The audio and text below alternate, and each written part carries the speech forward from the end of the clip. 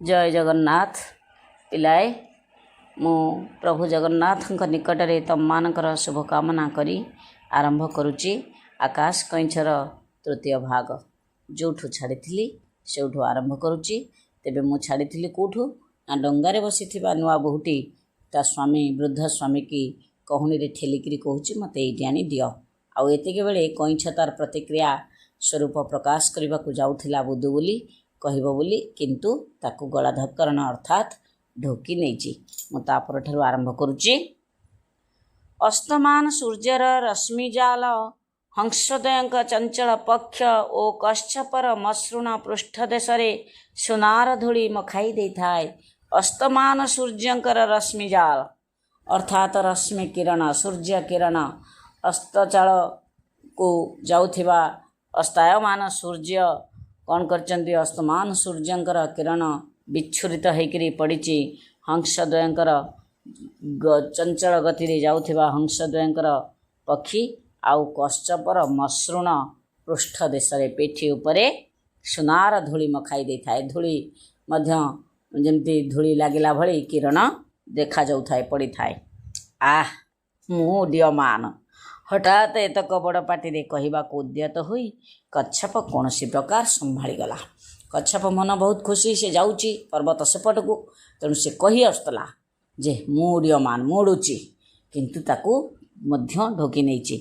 अदूर रे देखागला राजनर शिखर इतिमध्य लोके दौड़ी जाए राजा को से अपूर्व दृश्यर संवाद जणाई दे सारी। राजा तांकर समग्र दरबार सह छात उपर को उठी जाई थांती। दरबार अंतर्भुक्त थिले जणे विदेशी राजदूत। राजांकर अदूर रे राजनर शिखर लोके दौड़ी जाई से अपूर्व दृश्यर संवाद जणाई देथिले। एक देखिकी जाइकरी राजा को एक कथा जणाई देथिले। राजा तांकर समग्र दरबार सह छात उपर को उठी जाइछन्ति। से राजा कौन करछन्ति एई जिनसटा को देखिबा पई छात उपर को उठी जाइछन्ति। दरबार रे अंतर्भुक्त थिले जणे विदेशी राजदूत। पिलाए टिके एठी प्रकाश थौके गाल्पे को कहबा को चाहुचन्ति। तांकर भीतर उद्देश्य हैला कहबार उद्देश्य हैला आम लोक माने एमिति जे गोटे छोटिया मोटिया घटना एटा गोटे राजा आउ गोटे चढ़े पक्षी की दी जण उड़े नौचंती कईछको एटा गोटे स्थितप्रज्ञ विज्ञ व्यक्ति ज्ञानी गुणी व्यक्ति पाई गोटे अति निम्नमानर कथा। किंतु किछि व्यक्ति अछंती निजे बहु उच्च पद पदवी थिले मध्य जेकोसी गोटे छोटिया कथा को साधारण लोकंक कथारे पड़िकरी जे गोटे बड़ घटना भली ताकू नियंती।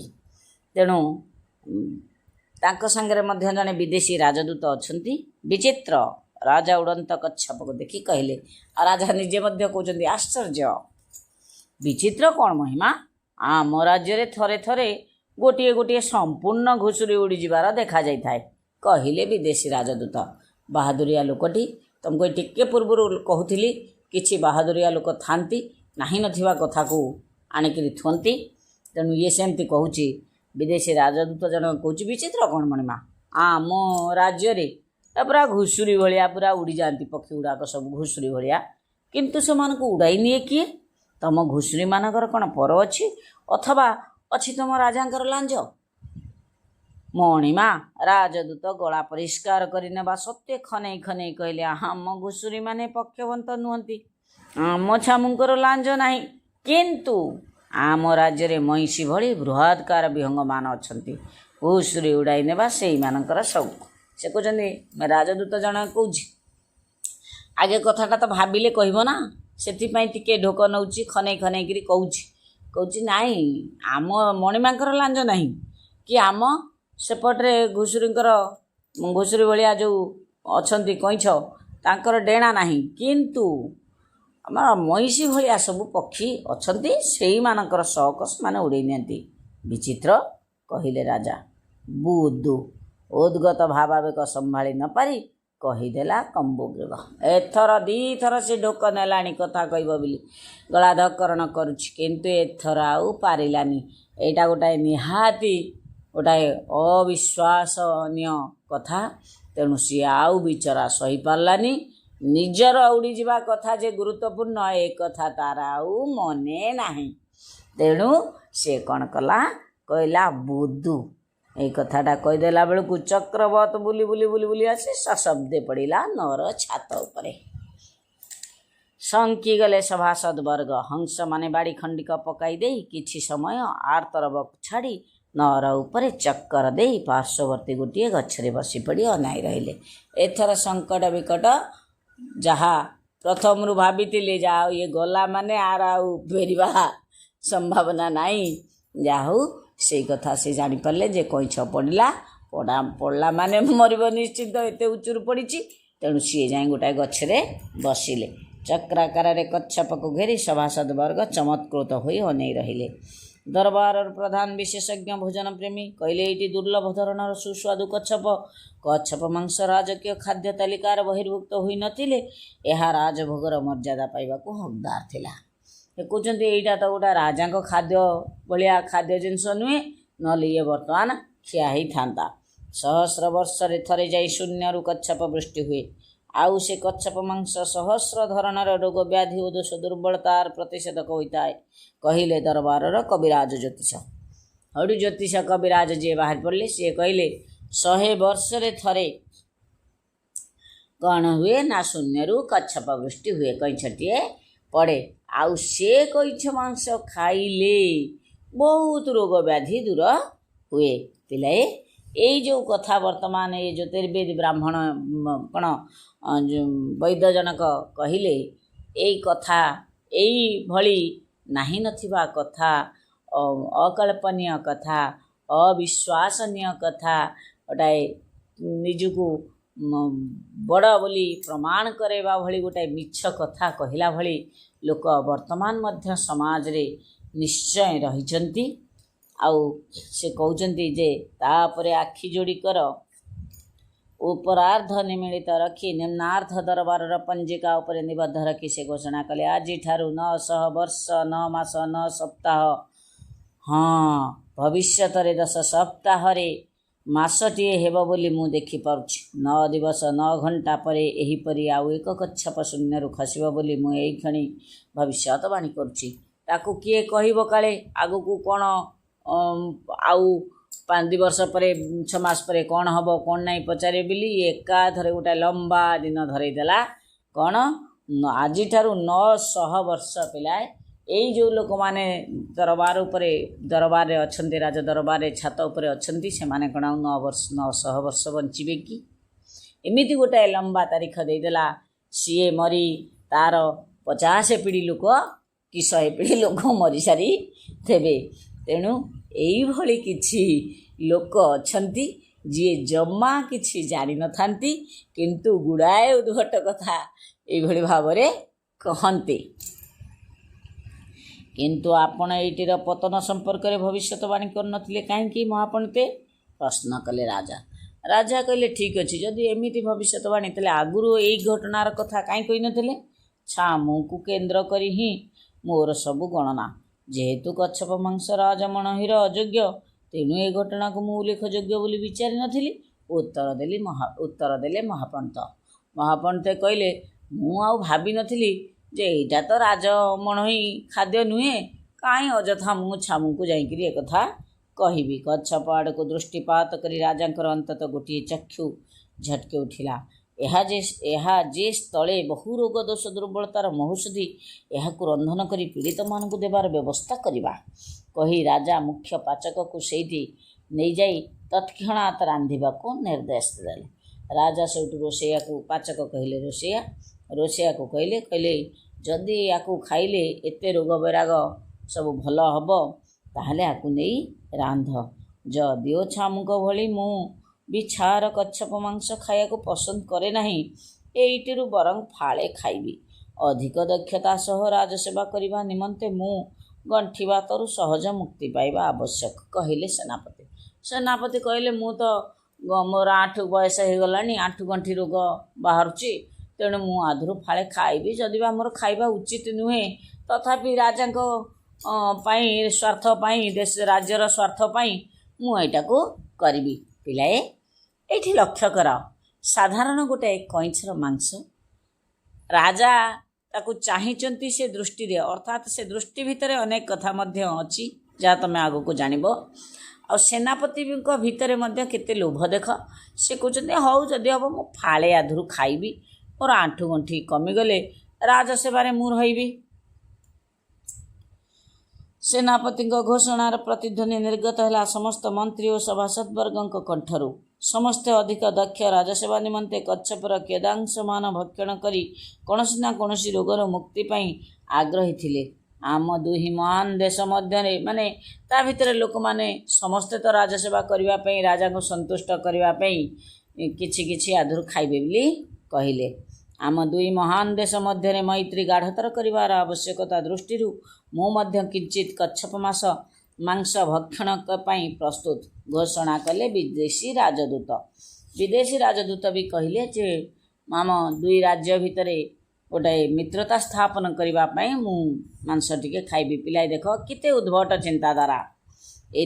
ଇଏ ଖାଇବ ମାଂସ, ଦୁଇ ରାଜ୍ୟ ଭିତରେ ହେବ ମିତ୍ରତା। ଇତିମଧ୍ୟରେ ରାଜାଙ୍କ ନିମନ୍ତେ ଚଳନ୍ତି ସିଂହାସନଟିଏ ଛାତ ଉପରକୁ ଅଣାସାରିଥିଲା। ସେ ତହିଁରେ ଉପବେଶନ କରନ୍ତେ ଅନ୍ୟମାନେ ତଳେ ବସିଗଲେ। ଯାହାର ସର୍ବାଧିକ ପ୍ରୟୋଜନ କଚ୍ଛପ ତାକୁ ହିଁ ମିଳିବ, ସେ କଥା ଆମ୍ଭେ ଦେଖିବୁ। କିନ୍ତୁ ଜୀବ ଶୂନ୍ୟରୁ ଖସିଲା ବେଳେ କିଛି ଗୋଟାଏ କହିବାର ଆମେ ଶୁଣିଲୁ, ସେଇଟି କ'ଣ? ବୃହତ୍ତମ କର୍ଣ୍ଣ ସମ୍ବଳିତ ସଭାସଦଙ୍କୁ ରାଜା ପ୍ରଶ୍ନଟି କଲେ।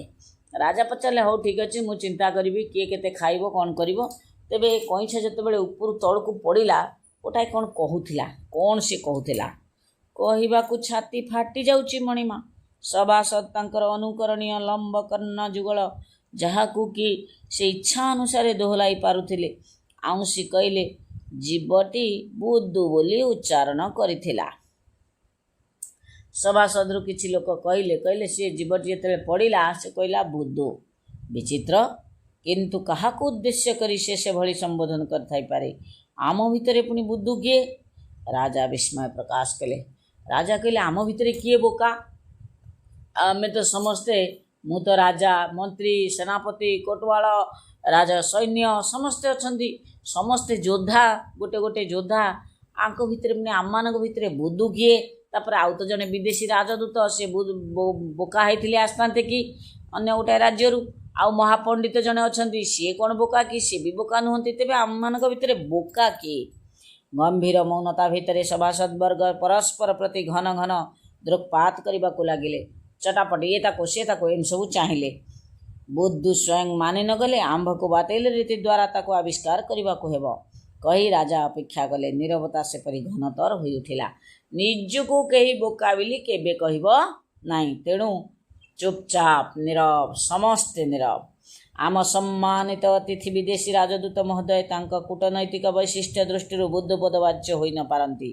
ରାଜା କହିଲେ ଏ ଯେଉଁ ବିଦେଶୀ ରାଜଦୂତ ଆସିଛନ୍ତି, ସିଏ କେବେ ବି, ସେ ତ ନିଶ୍ଚୟ ଦକ୍ଷ ବୋଲି ତାଙ୍କୁ ପଠାଇଛନ୍ତି, ତେଣୁ ସିଏ କେବେ ବି ବୁଦ୍ଧପଦବାଚ୍ୟ ନୁହନ୍ତି। ମଣିମା, ରାଜଦୂତ ଉଚିତ ଲଜ୍ଜା ସହକାରେ ମୁଣ୍ଡ ହଲାଇ ରାଜାଙ୍କ ବକ୍ତବ୍ୟ ପ୍ରତି ସମର୍ଥନ ଜଣାଇଲା। ପିଲାଏ, ବଡ଼ ବଡ଼ ପଦପଦବୀରେ ଥିବା ଲୋକ ଆଉ ଉଚ୍ଚ ଆସନରେ ଆସୀନ ହୋଇଥିବା ଲୋକଙ୍କ ପାଖରେ କିଛି ବୋକ୍ଚା ବୁହା ଥାନ୍ତି। ଯାହା ସିଏ କହନ୍ତି ଇଏ କହନ୍ତି ଆଜ୍ଞା ହଁ ସବୁ ଠିକ୍। ସେଇଭଳି ରାଜଦୂତ ଜଣକ କ'ଣ କଲା ନା ହସି ଦେଇକିରି କହୁଛି ଆଜ୍ଞା ହଁ, ସମ୍ମତି ଜଣାଇଲା ଯେ ରାଜା ଯାହା କହୁଛନ୍ତି ଠିକ୍। ଆମ ମନ୍ତ୍ରୀମାନେ ହୁଏତ ମନ୍ତ୍ରୀ ନହେଲେ ବୁଦ୍ଧୁ, ସେମାନେ ଏକାଧାରରେ ଉଭୟ ହୋଇ ନ ପାରନ୍ତି। ସେ କହୁଛନ୍ତି ଆମ ମନ୍ତ୍ରୀମାନେ ହୁଏତ ମନ୍ତ୍ରୀ ନହେଲେ ବୁଦ୍ଧୁ, କିନ୍ତୁ ଏକାଧାରରେ ତ ଦୁଇଟା କଥା ହେଇପାରିବନି ନା। ଆମ ସେନାପତି ଯିଏକି ସର୍ବସମକ୍ଷରେ ଏପରିକି ଜଣେ ବିଦେଶୀ ଦୂତଙ୍କ ଉପସ୍ଥିତି ସତ୍ତ୍ୱେ ନିଜ ଗଣ୍ଠି ବାତର ରହସ୍ୟ ପ୍ରକାଶ କରିଦେଲେ, ସେ ନିଶ୍ଚୟ ତାଙ୍କ ଚେହେରାରୁ ଯେତିକି ଜଣାପଡ଼େ ତା ତୁଳନାରେ ଅଧିକ ବିଜ୍ଞ। ସେ କହୁଛନ୍ତି ଆମ ସେନାପତି ସେ ତ ନିଶ୍ଚୟ ଜଣେ ଭଲ ଲୋକ, କାହିଁକିନା ସିଏ ରାଜଦୂତ ଜଣେ ଥାଇକିରି ବି ଅନ୍ୟମାନଙ୍କ ଆଗରେ ତା ଉପସ୍ଥିତିରେ ନିଜେ ସ୍ୱୀକାର କରିନେଲେ ତାଙ୍କର ଗଣ୍ଠିବାତ ଅଛି। ତେଣୁ ତଥାପି ସିଏ ରାଜାଙ୍କ ସେବାରେ ନିୟୋଜିତ, ତେଣୁ ସେ ତ ନିଶ୍ଚୟ ବିଜ୍ଞ। ସେନାପତି ବିକଳ ହସି ହସି ସମସ୍ତଙ୍କ ମୁହଁକୁ ଅନେଇଲେ। ତେଣୁ ସମସ୍ତଙ୍କ ମୁହଁକୁ ଟିକେ ବିକଳିଆ ହସ ହସି ଦେଇ ସେ ଚାହିଁଲେ। କ୍ରମେ ଏଇପରି ହସିବାକୁ ଇଚ୍ଛା ନଥିବ, କିନ୍ତୁ ମାଂସ ଖାଇବା ପାଇଁ ଲୋଭରେ କଥା ସେ କହିଛନ୍ତି, ସେଥିପାଇଁ ଗୋଟେ ବିକଳିଆ ହସ ବାଧ୍ୟ ହୋଇକି ଟିକେ ହସିକିରି ଚାହୁଁଛନ୍ତି। କ୍ରମେ ଏହିପରି ବାତିଲ ରୀତିରେ ଜଣ ଜଣ ହୋଇ ସମସ୍ତ ସଭାସଦ ବୁଦ୍ଧୁ ହୋଇଥିବାର ସମ୍ଭାବନାରୁ ମୁକ୍ତ ହେଲେ। ଯେତେବେଳେ ଶେଷ ଆଶ୍ୱାସନାର ଦୀର୍ଘ ଶ୍ୱାସ ଶୁଣାଗଲା, ସେତେବେଳେ ରାଜା ହଠାତ୍ କାନ୍ଦି ଉଠି କହିଲେ, ବାକି ରହିଲି ମୁଁ, ଅର୍ଥାତ୍ ମୁଁ ହିଁ ବୁଦ୍ଧୁ। ରାଜା ସେଠୁ ହଠାତ୍ କାନ୍ଦି ଉଠିଲେ, କହିଲେ, କେହି ତ ବୁଦ୍ଧୁ ନୁହନ୍ତି, ତାହେଲେ ମୁଁ ରହିଲି ଏକୁଟିଆ ବାକି, ତାହେଲେ ମୁଁ ହିଁ ବୁଦ୍ଧୁ। ସମସ୍ତ ସଭାସଦ କାନ୍ଦି ଉଠିଲେ, ରାଜାଙ୍କ ଦୁଃଖରେ ଦୁଃଖ ପ୍ରକାଶ କଲେ। କିନ୍ତୁ ରାଜାଟିଏ ବୁଦ୍ଧୁ ହେଲେ ଚଳିବ କି? ଆବଶ୍ୟକ ହେଲେ ରାଜ ପରିବାରର ପବିତ୍ର ପରମ୍ପରା ଭଙ୍ଗ କରି ଏହି ସାଧାରଣ କଚ୍ଛପଟି, ସମ୍ଭବ ହେଲେ ସମଗ୍ର କଚ୍ଛପଟି ଖାଇଦେଇ ମୁଁ ବୁଦ୍ଧୁ ବ୍ୟାଧିରୁ ମୁକ୍ତ ହେବା ଜରୁରୀ ନୁହେଁ କି? ରାଜା ଏହା କହିସାରି ରନ୍ଧା କଚ୍ଛପ ହସ୍ତେ ସଦ୍ୟ ପହଞ୍ଚିଥିବା ପାଚକକୁ ଇଙ୍ଗିତ ଦିଅନ୍ତେ ପାଚକର ସହକାରୀ ନିଜ ହାତ ପାନ୍ତାରେ ଥିବା ମନ୍ତ୍ରୀଟିର ପଗଡ଼ି ଓଟାରି ଆଣି ରାଜାଙ୍କ କୋଳରେ ବିଛାଇ ଦେଲା ଓ ପାଚକ ତହିଁ ଉପରେ ସପାତ୍ର କଚ୍ଛପ ଥୋଇଦେଲା। ସଭାସଦବର୍ଗଙ୍କ କାନ୍ଦ ଅବ୍ୟାହତ ଥାଉଁ ଥାଉଁ ରାଜା ଗଭୀର ମନୋପଯୋଗ ସହକାରେ ପାତ୍ରଟି ଖାଲି କରିଦେଲେ। ରାଜା କହିଲେ, ମୁଁ ଯଦି ବୁଦ୍ଧୁ, ତାହେଲେ ରାଜ୍ୟ ଠିକ୍ଠାକ୍ ଚଳିବ କି? ତେଣୁ ଏଇ ରୋଗରୁ ମୁଁ ମୁକ୍ତି ପାଇବା ପାଇଁ ଏଇଟା ମୁଁ ଖାଇବି। ସେ ପାଚକକୁ ଇଙ୍ଗିତ ଦେଲେ। ଆଉ ପାଚକ କ'ଣ କଲା ନା ମନ୍ତ୍ରୀଙ୍କ ମୁଣ୍ଡ ଉପରୁ ପଗଡ଼ଟା ଟାଣି ଆଣି ରାଜାଙ୍କ ଉପରେ ବିଛେଇ ଦେଲା ଏବଂ ତା ଉପରେ ଥୋଇଦେଲା ପାତ୍ରଟି। ଆଉ ରାଜା ଏକଥା, ସଭାସଦ ବର୍ଗଙ୍କର ଆଡ଼େ କାନ୍ଦ ବନ୍ଦ ହେଇନି, ସମଦୁଃଖୀ ସେମାନେ। ଏଇ ଅବସରରେ ରାଜା ତାକୁ ପାତ୍ରଟି ଖାଲି କରିଦେଲେ, ଅର୍ଥାତ୍ ଖାଇଦେଲେ। ପିଲାଏ, କେତେ ଜ୍ୱଳନ୍ତ ଉଦାହରଣ ଆ ଭିତରେ ଗୋଟାଏ କି ରହିଛି। ବର୍ତ୍ତମାନ ସମାଜର ଲୋକମାନଙ୍କୁ ନିଶ୍ଚିନ୍ତ ଭାବରେ ଟିକେ ସମାଲୋଚନା ତ ରହିଛି। ତେବେ ଏଇଭଳି ଭାବରେ କିଛି ଲୋକ ଆମ ସମାଜରେ ଅଛନ୍ତି। ଚୁପ୍ କର। ରାଜାଙ୍କ ଧମକ ବୁଲଡୋଜର ଭଳି ସଭାସଦମାନଙ୍କ କୁହ କାନ୍ଦଣାକୁ ମାଡ଼ି ମକ୍ଚି ନିସ୍ତବ୍ଧ କରିଦେଲା। ତତ୍ପରେ ସେ ରାଜାଙ୍କର ଧମକ ବୁଲଡୋଜର ଭଳି ଅର୍ଥାତ୍ ଗୋଟାଏ ତାଗିଦ କରିବା ଭଳି ସିଏ କହିଲେ, ଚୁପ୍ କର। ତେଣୁ ସମସ୍ତଙ୍କର କୁହ କାନ୍ଦଣାକୁ ମକ୍ଚି ନିସ୍ତବ୍ଧ କରିଦେଲା। ତତ୍ପରେ ନିଶ ପୋଛି ରାଜା ରାଜଦୂତଟି ଉପରେ ଦୃଷ୍ଟି ନିବଦ୍ଧ କଲେ ଓ କହିଲେ, ଶୁଣ ଦୂତ ମହୋଦୟ, ମାସଟିଏ ସମୟ ଦେଲି। ତମ ରାଜ୍ୟରେ ସୁଲଭ ଥିବା ମଇଁଷି ଆକାରର ବିହଙ୍ଗରୁ ହଳେ ନେଇଆସ, ନହେଲେ ତମ ରାଜ୍ୟ ଆମର ଏ ତାଲକରେ ପରିଣତ ହେବ। ଦୀର୍ଘକାଳ ହେବ ଆମ୍ଭେ କୌଣସି ମହତ୍ କାର୍ଯ୍ୟରେ ହାତ ଦେଇନାହୁଁ। ଫଳରେ ଆମ ସୈନ୍ୟମାନେ ମୋଟେଇ ଯାଉଛନ୍ତି, ସେନାପତି ଗଣ୍ଠିବାତ ଭୋଗୁଛନ୍ତି। ଯୁଦ୍ଧଟିଏ ଅଭାବରୁ ଏ ଦୁର୍ଦ୍ଦଶା ସିନା। ତେଣୁ ରାଜା ଏଥର କହିଲେ ରାଜଦୂତଙ୍କୁ, କହିଲେ, ତମେ ଯେଉଁ କହୁଥିଲ ମଇଁଷି ଭଳି ପକ୍ଷୀ ଅଛନ୍ତି, ତା ଦେହରୁ ହଳେ ଆଣିକି ଦେବ, ଆଉ ଯେଉଁ ଘୁଷୁରୀ ଭଳି କଚ୍ଛପ ତାକୁ ଆଣି ଦେବ। ଆଉ କ'ଣ କରିବ ନା ଆମର ସେନା ଯୁଦ୍ଧ ଯଦି ତମେ ଆଣି ନ ଦିଅ, ତାହେଲେ ମୁଁ ଯୁଦ୍ଧ ଡାକରା ଦେବି। ଯୁଦ୍ଧ ନ ହେବାରୁ ଆମ ମନ୍ତ୍ରୀ, ସେନାପତି, କୋଟୱାଳ, ଏ ସୈନ୍ୟ ସମସ୍ତେ ସବୁ ରୋଗଣା ହୋଇଗଲେଣି। ତେଣୁ ଯୁଦ୍ଧଟିଏ ନାହିଁ ବୋଲି ସିନା ଏତେ କଥା, ସମସ୍ତଙ୍କୁ ରୋଗ ବୈରାଗ ହୋଇଗଲାଣି। ଅର୍ଥାତ୍ କାମ ନ କଲେ ଶରୀର ଖରାପ ହେଇଯିବ। ଶେଷରେ ଗାଳ୍ପିକ ତମକୁ କହୁଛନ୍ତି, ଅଳସୁଆ ହିଁ ଦୁଃଖ ପାଏ। ଅଳସୁଆ ହେଇ ବସି ରହିଲେ ମଣିଷ ରୋଗାକ୍ରାନ୍ତ ହେବ। ତେବେ ଲୋଭୀ ମଣିଷମାନଙ୍କର ଚିତ୍ର ଆ ଭିତରେ ନିଶ୍ଚିନ୍ତ ଭାବରେ ରହିଛି ଏବଂ ଖରାପ ଲୋକମାନଙ୍କର ଉଦାହରଣ ମଧ୍ୟ ଏ ଗପ ଭିତରେ ନିଶ୍ଚିନ୍ତ ରହିଛି। ପିଲାଏ, ସାଧାରଣ ଭାବରେ ମଣିଷ ତା ମନର ଲୋଭ ଆକାଂକ୍ଷାକୁ ପୂରଣ କରି କରି ଚାଲେ, କିନ୍ତୁ ତାର ଶେଷ ହୁଏ ନା। ଗୋଟେ ଛୋଟିଆ କଇଁଛ ମାଂସକୁ ପ୍ରତି ମଧ୍ୟ ରାଜାଙ୍କ ଭଳି ଲୋକ, ତାଙ୍କର ମଧ୍ୟ ଲୋଭ ଅଛି। ମଣିଷର ଲୋଭ, ଗୋଟେ ଛୋଟିଆ ଲୋଭ, କେତେ ଉଚ୍ଚ ପଦବୀରେ ଥିବା ଲୋକର ମହାନତାକୁ କେତେ ନିମ୍ନକୁ ନେଇଯାଏ। ଏଇଟା ହେଉଛି ତା'ର ଗୋଟାଏ ଜ୍ୱଳନ୍ତ ଉଦାହରଣ।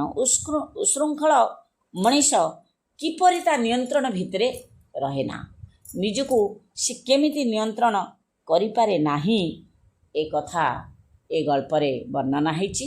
ତେବେ ନିୟନ୍ତ୍ରଣ କେମିତି କରିପାରିବ ନା, ଏଇଭଳି ଲୋଭରୁ ଦୂରେଇ ରହିଲେ, ଏଇ ଛୋଟିଆ ମୋଟିଆ ଲୋଭ ଏବଂ ବାହାଦୁରୀ ଦେଖାଇବାର କଳା, ଏସବୁଠାରୁ ଯଦି ମଣିଷ ଦୂରେଇ ରହିବ, ତାହେଲେ ମଣିଷ ପ୍ରକୃତରେ ଉପଯୁକ୍ତ ମଣିଷ ହେଇ ବାହାରିବ। ଆଉ ଏସବୁକୁ କ'ଣ कठोर शासन कठोर नियम एगुड़ाकर ए सब समस्या ए सब मानसिकता को कौन मनीष भितर दूर कर कि नाई पारिबनी। केवल यही समस्यार समाधान केमिति हम निज भीतर बड़पण एवं निज भीतर विवेक।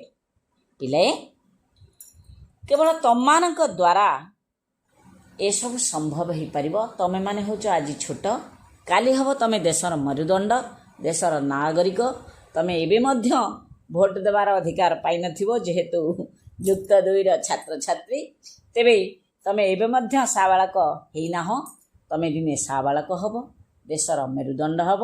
मन रख पिलाए ए गपटा सीना कान को शुणापी गोटाए हंस कईछु को उड़े नौ गोटाए गप किंतु आ भितर जो सारमर्म रहिला जे कच्छप भली चरित्र हब नाही हंसंक भली अन्य को अबाट को जीवापाई प्रेरणा दब नाही। उड़ी जाउथिबा बेले जो स्त्री लोक देखिक लोभ करछि अजथा अभिमान अजथा मागुचे आवश्यक न थाई मध्य कौनसी लोक को कौनसी जिनस दाबी करिबो नाही। आउ ए जो उच्च पदवी रे रहिकिरी राजांक भली छोटिया जिनसटे को लोभ करिबो नाही। आउ राज वैदंग भली गुड़ाए मिछ कथा कहिबो नाही। काउ भली गुड़ाए मिछ भविष्यवाणी निजर बहादुर देखा करिबो नाही। आउ विदेशी राजदूत भली गुड़ाए अकल्पनीय कथा अभावनीय कथा कहिबो नाही। ए सबू कथा होची केवल न कले जदि तमे माने श्रृंखलित सदाचारी नियमानुवर्तिता हब ताहाले नूतन पर्याय को जीवापाई आगु को बढ़िबापाई तम मानकर भूमिका होची गुरुत्वपूर्ण। आउ तमे माने ही हब देशर मेरुदंड। तेणु तमे माने एई भली हेले जन गोटी गोटी करी पैसा संचिले हुए शह शह टंका। तेणु एमती जदि आमे समस्त भाविबा नाई आमे जने विवेकी हवा आमे जने सदाचारी हवा आमे नियमानुवर्तिता हवा आमे खल प्रकृति ठारू दूरे रहिबा ताहाले एमती तमे केवल भाविबो जे मु चाहिए सब करी हबो। एमती प्रत्येक पिला जदि चाहिबो ताहाले तुमे माने चाहिए आजिर समाज को खल व्यक्ति लोभी व्यक्ति मानक कबलरू मुक्ति करि पारिबो। आम समाज को गोटाए नुआ समाज नुआ सभ्यता गढ़ी उठिबो आउ भविष्यत हेब सुंदर उज्जवलमय। पिलाए प्रभु जगन्नाथ तमर मंगल करंतु। मु तांक पाखरे सब बेले तम मानकर मंगल कामना करुची करुथिबी मध्य रहुची। पुणी आसंता क्लास रे आउ गोटे नुआ सुंदर विषय धरी तम मानक पाखକୁ ଆସିବି। रहुची धन्यवाद।